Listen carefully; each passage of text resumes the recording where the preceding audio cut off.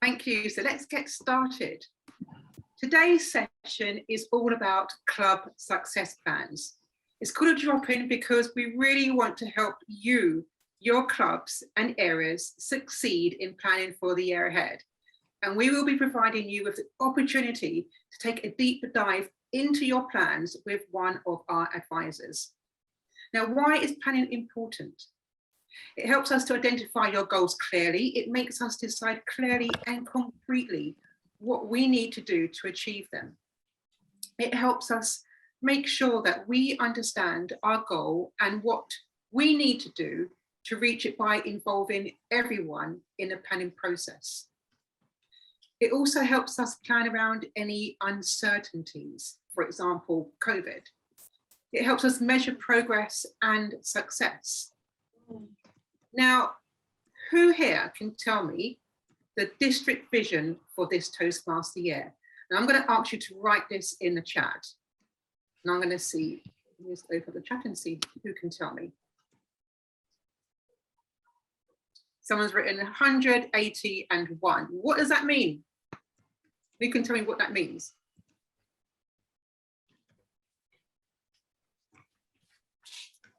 Anyone?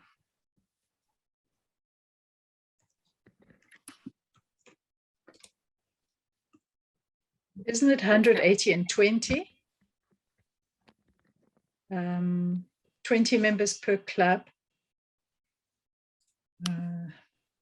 Yeah, as far as okay.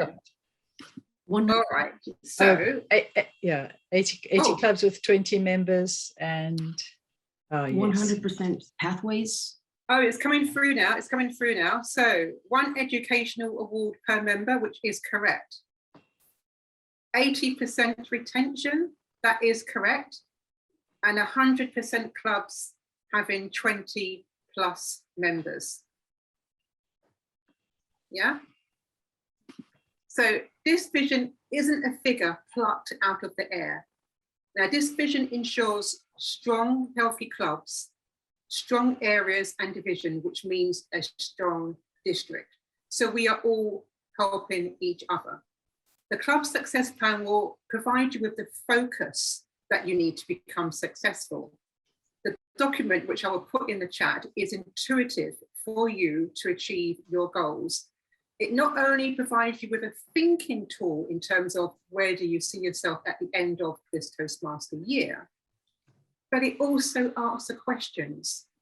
How are you going to do it? What is the step-by-step approach? It focuses you on all the essential elements that you need to think about and plan for. So another question for you, which you can put in the chat. Who is responsible for the club success plan? Actually, don't put it in the chat. We're going to run a poll. So you'll see a poll coming up very shortly.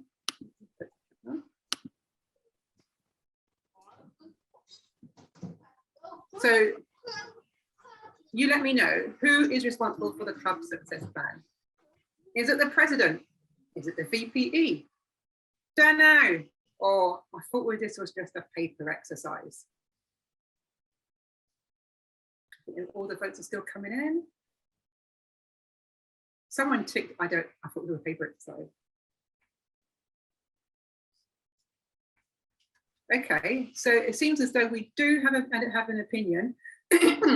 83% have said all club officers, and 83% of you are correct.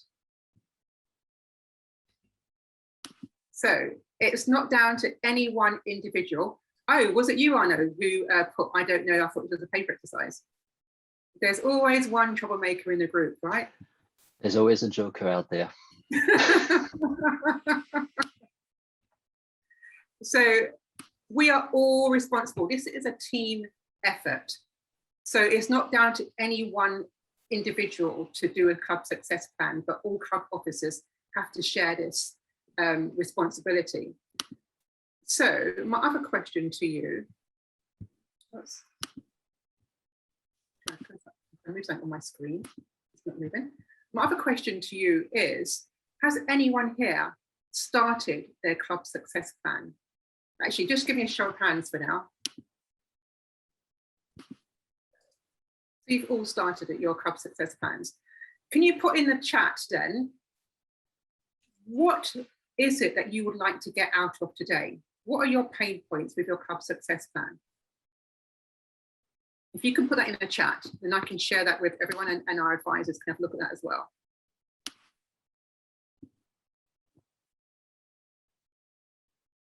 Got more clarity.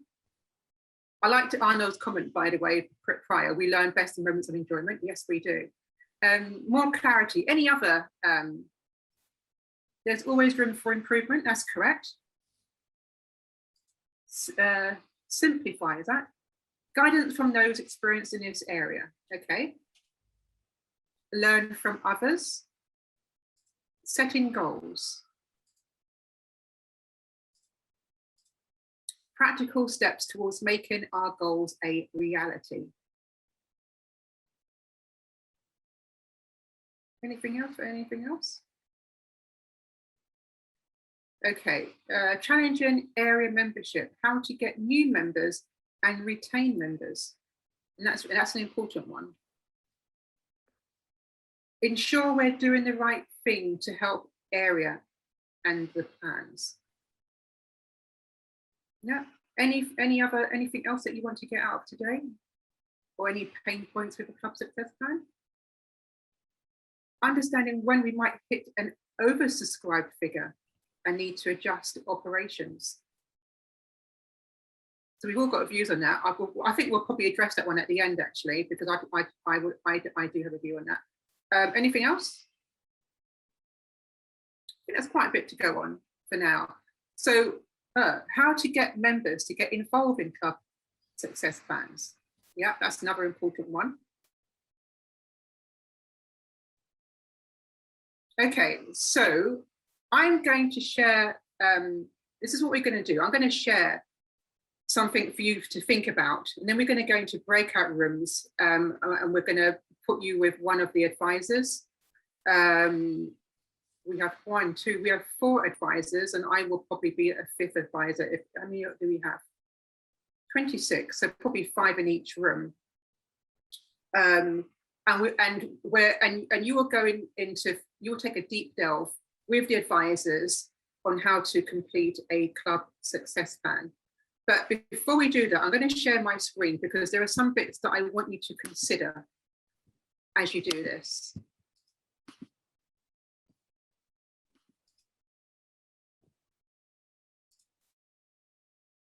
I want you to consider the club mission. The club mission is for every club.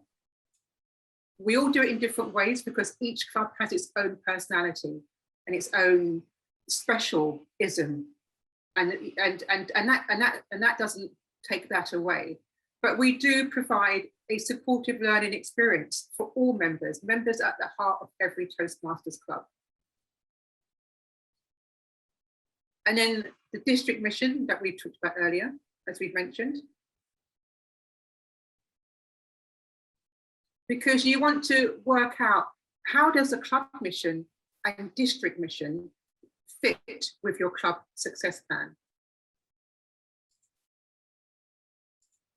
And you want to work out as a committee, how are you going to communicate with each other and how are you going to work together to actually achieve this? Because it's not down to any one individual. You all have to work together to actually put the plan together in the first instance. How are you going to handle disagreements? How are you going to handle if one person isn't pulling their weight and you've got you've got more members doing more things than other members? You have to agree how you're going to do this. And also you need to agree how you're going to communicate the plan to other members so that they can buy into that vision as well. You need to know what are the strengths of your own clubs. What are the weaknesses? For example, a strength might be, yeah, we've got 30+ members in our clubs. And your weakness might be, well, only 10 of those are turning up to meetings on a regular basis. So, how do you counter that? What are the opportunities and the threats for the clubs? And that will help you to focus on where you need to put the most energies. Have you done a moments of truth? Do you know what a moments of truth is? And that's something that you can discuss with your advisors. then you need to set goals. And those goals might be, for example, yeah, we want to increase membership. Okay, how are you going to increase membership? You want to be a distinguished club. How are you going to get there? You want to create a fun environment. How are you going to do that? And why do you want to do that? Is it something that the members have requested, for example?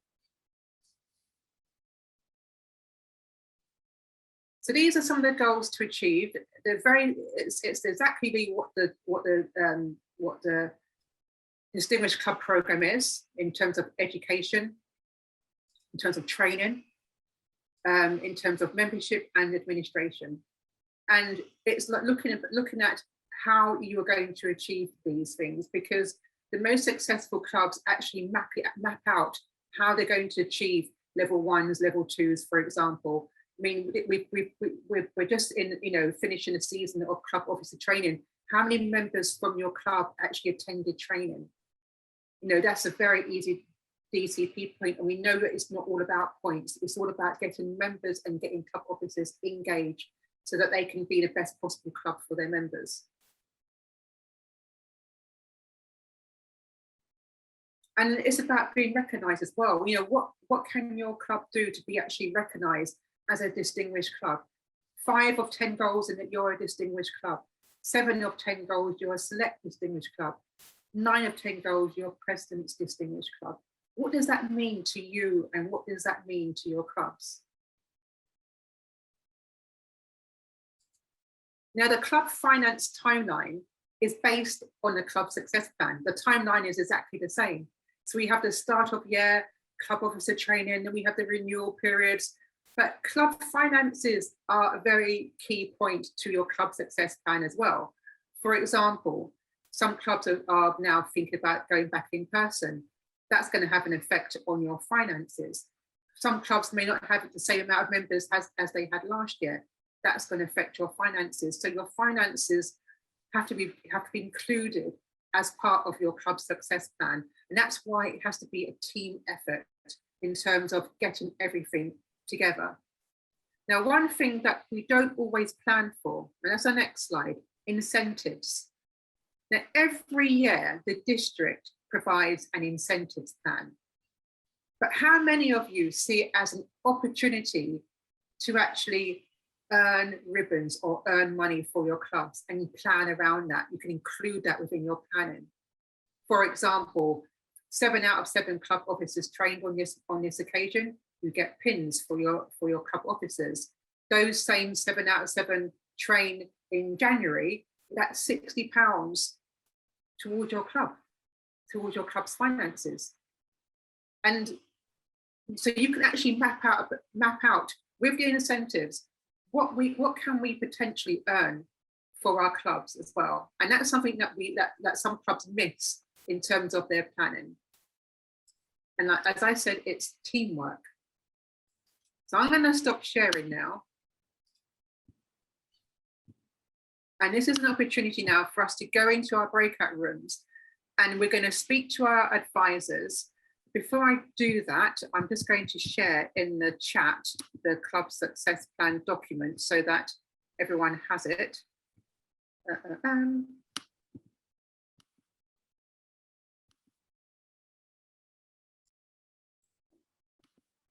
Sorry about this, because it'd be really good.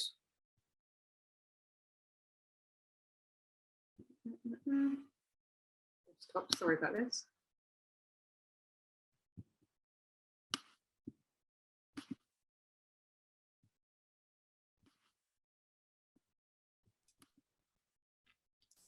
While Debbie's just getting that into the chat, can I suggest that when it's there, you grab a copy? Because when you get put in your breakout rooms, all the chat that's on there now will disappear. Okay, so I have just put it in the chat. So please have a copy of that available.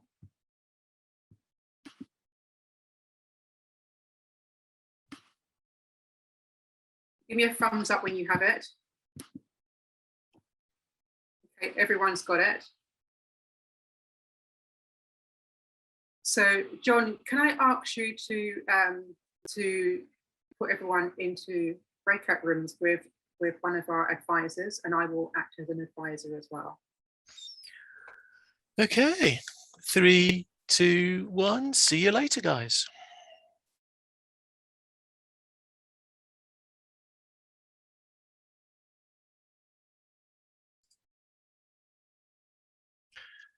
And dear Toastmasters, that's where this recording ends.